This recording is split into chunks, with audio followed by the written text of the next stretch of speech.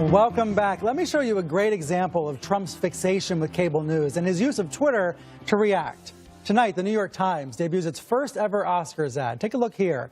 It's all about the truth, and with the aim of signing you up as a subscriber to the Times. Now, I talked about this ad on CNN at 6:34 a.m. this morning with CNN's Victor Blackwell on New Day. Exactly 8 minutes later, the president tweeted this, calling out the failing New York Times for running the ad. What do you think? A coincidence? Or was he watching CNN? You decide.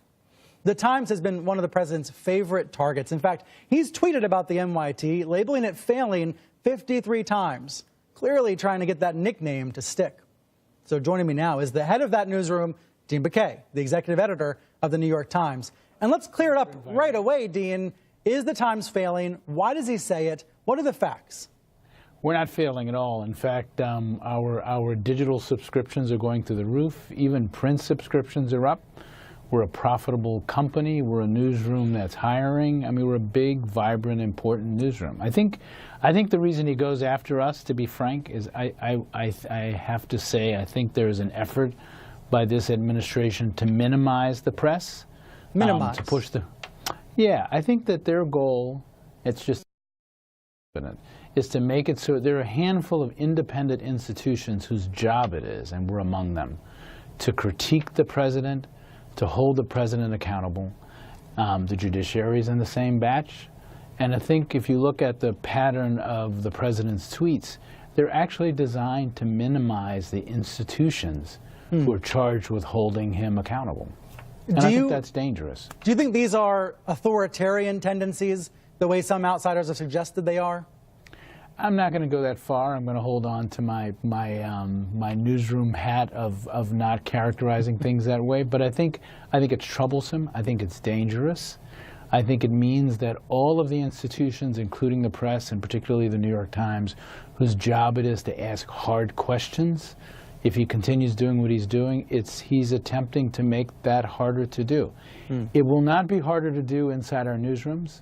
We're going to ask hard questions. We're going to continue to be tough analysts and reporters about the Trump administration and its actions, fair and tough analysts.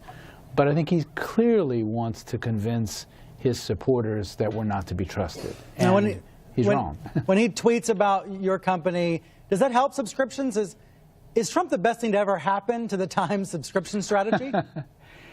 Trump is the best thing to happen to the Times subscription strategy. Yes, every time he tweets, it drives subscriptions wildly.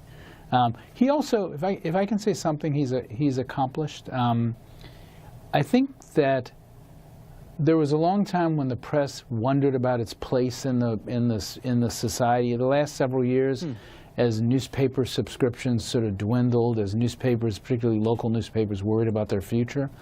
I think what's happened in the last couple months, I have to say, has been tremendous for news organizations. Our mission is clearer than it's ever been. We're covering a dramatic revolution in government and how the country is governed. And it feels like all of the things that sort of bothered us and made us lose a little bit of confidence in the last few months have sort of gone away. It is so clear what our mission is. Now, I think a lot of Trump supporters would hear you say that and say, why weren't you doing that for 8 years when President Obama was in office? Why have you all suddenly discovered your mission? Well, I think that those supporters were not reading the New York Times. I mean, I keep using the example of Tom Daschle. In the beginning of the Obama administration, Tom Daschle was the most powerful person emerging in the Obama administration. There was relentless coverage of him by the New York Times, the Washington Post, and others about the fact that he still had a lobbying business. And eventually, Tom Daschle had to leave the Obama administration. We've been tough on all presidents. This is not a new phenomenon. The new phenomenon is maybe we have a president who doesn't understand that that's our role.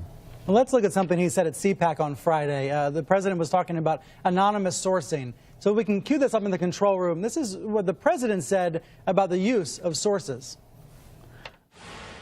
They just make them up when there are none.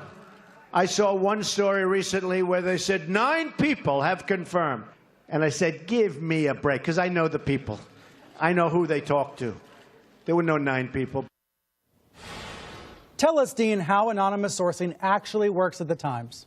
First, I should point out that if you read the history of Donald Trump and his dealings with the press, including a story we published today, he's been an anonymous source. He's been an anonymous source throughout his career, especially when it helped him and when it burnished his reputation. True. Look, when you cover national security, when you cover the areas that we're working on, people cannot attach their names to them. The most important stories of a generation, whether it's the New York Times' coverage of the NSA, whether it's Watergate, have come from anonymous sources. These are not people who pull us aside because they want to screw Donald Trump. These are people who are worried about the direction of government. These are people who are taking risks to talk to the media because they think these things need to be exposed. And I have to say, in an administration that has expressed so much distaste for the press and so much distaste for our role, are you surprised that some of the people who want to criticize the administration want to do it without their names attached? I'm not. And I think that you will see more use of anonymous sources. I think we have to be careful. I think it's got to be on the most important stories. But boy, are they important. We're in a different climate now. I remember working at the Times years ago. The public editors would frequently weigh in and say, we've got to limit the use of anonymous sources. Readers don't know whether they can trust us.